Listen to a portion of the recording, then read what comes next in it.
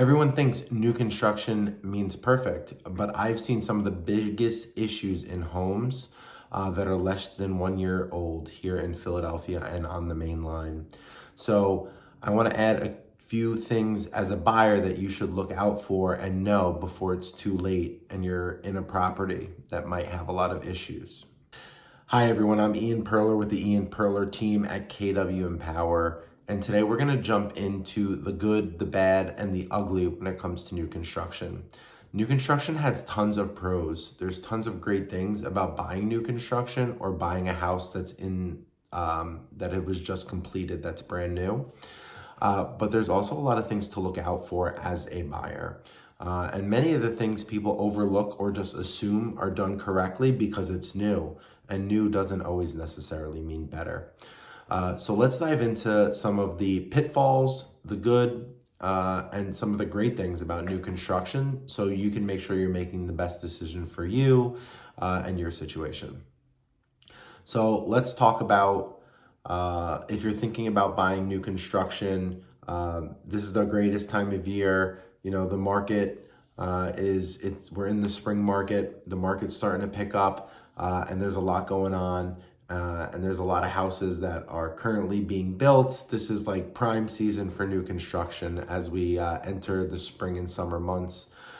So definitely something that comes up a lot when I have client meetings right now. If you're thinking about buying new construction, I want to go over some tips and some things that could save you tens of thousands of dollars that people overlook and that people just assume are correct because they're buying new. So let's break down some of the big misconceptions about new construction. And then let's also talk about some of the positive things that make buying new construction awesome and a huge benefit to you and your family. So the first big misconception that a lot of people have is new doesn't necessarily mean well built or good quality. Just because something's new doesn't mean that it was done well. We see builders today are working faster than ever. I mean, I'm sure you've driven by a house and the next day it looks like it's already been put up. It seems like homes are going up quicker and quicker, and they are. We're under very tight timelines most of the time when building new construction. And so you'll see that homes go up very quickly, which means that there has to be someone there really overlooking it and making sure that the work was done properly. There's multiple crews and subcontractors and tight timelines and a million things going into it. And so making sure that all of those things were done right and that the general contractor that's doing the job is reputable and on top of it makes a huge difference.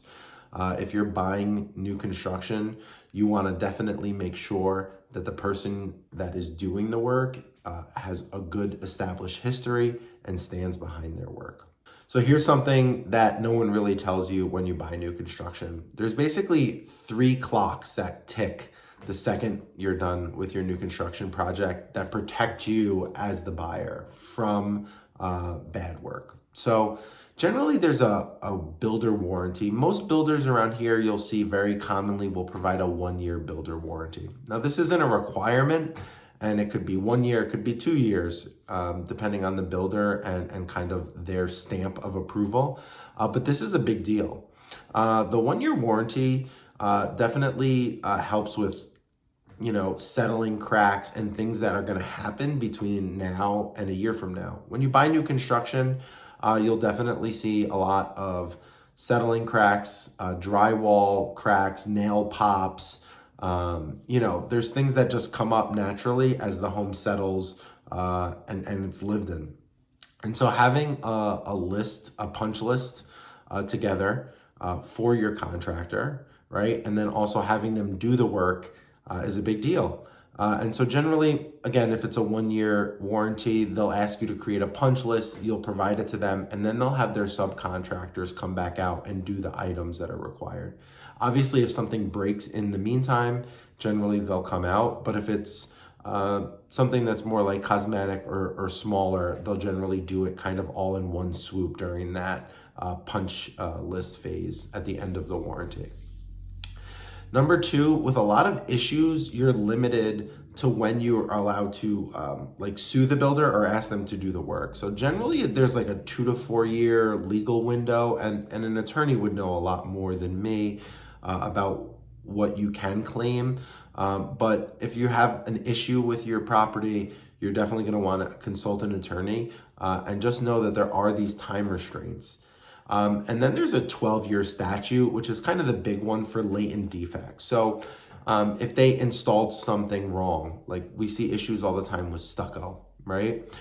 So let's say they improperly installed the stucco on your building and you're having water issues. Sometimes it could take 5 or 10 years for those issues to really surface. So if that's the case, there is that 12-year statute to protect you against the builder for those defects. Now let's get into why people love new construction and what makes it awesome. So let's talk a little bit about the good, right? So what's awesome about new construction? Generally, the homes are way more efficient than older homes. The appliances are way more efficient. The house is better insulated, and you generally have like lower utility bills. These are all great things, right? If you're into environmental things, you're helping the environment by using more energy efficient products, and your house is generally like warmer and operates a little bit better and hopefully has a little bit less hiccups because everything's new. That brings me to point number 2. So generally in the short term, you have much lower maintenance costs than you do buying an older home. When you buy an older home, you have an old roof, old heating system, old plumbing, old everything. And so when you buy new, all those things are new. So you have new plumbing and new electrical. And that's kind of one of the awesome things about buying new construction is you don't have to worry about maintenance generally right away. And they will come up, over the course of you living there. But usually like when you move in, everything's new and everything's working properly, hopefully. Point 3, depending on when you're buying, is customization. You're going to get to pick your navy cabinets for your kitchen, or your granite countertops that you've always wanted, or the tile backsplash, or your shower. And depending on when you buy, you might even get to pick some of your layout options of, I want a wall here, I want a bigger closet, a smaller bathroom. I want a laundry room upstairs rather than in the basement. And these are some of the things you're going to get to choose depending on where the builder is in the process and when you decide to move forward with purchasing it. So it's pretty cool that you have the ability to customize the house to fit your needs, and kind of pick the style of the house that you enjoy and want to live in. Fourth point is appreciation. So depending on the area you buy, there's a lot of potential for appreciation. So if you buy in an area and maybe you're buying new construction, and you have a 10-year tax abatement if you're in Philadelphia, you have a lot of value there in your home. And so depending on when you decide to sell it, maybe it's 5 years from now and you still have 5 years left on your tax abatement.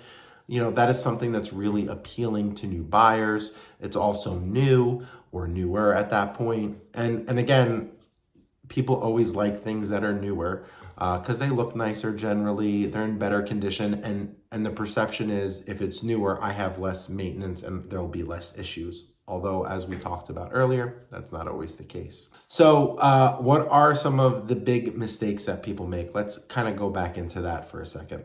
So big mistake number 1, people don't get home inspections. People think because it's new and because the township or the city has inspected it and provided that CO, that the house is perfect. And that is not the case.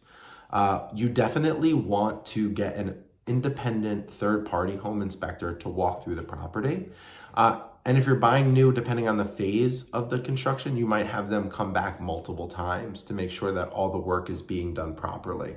And you also want to make sure that they're there for the final walkthrough once all the work is completed to do a really thorough inspection.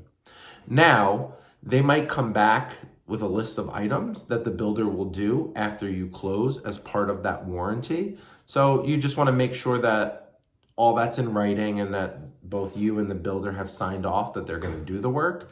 And again, having a reputable builder makes a huge difference when it comes to things like this. The second thing is the builder's reputation. So having a builder with a strong reputation, with a great track record makes a huge difference. So you want to make sure that you're interviewing the builder, maybe ask for some references, ask for some other projects they've done, drive by them, see if they're willing to give you some of the people's information so that you can reach out personally and kind of ask them the questions that are important to you. Now, I say that, and of course, they're going to cherry pick their favorite customers that have bought from them who are raving fans, but you should also be able to ask them questions, and generally you'll get a really good sense of the builder's communication and how they stand behind their work and if they come back for the warranty items. And so those are really important things when we talk about reputation of a builder. The third thing that is a big mistake that people make is they don't read the fine print. Again, what the warranty covers in that builder's warranty is really important.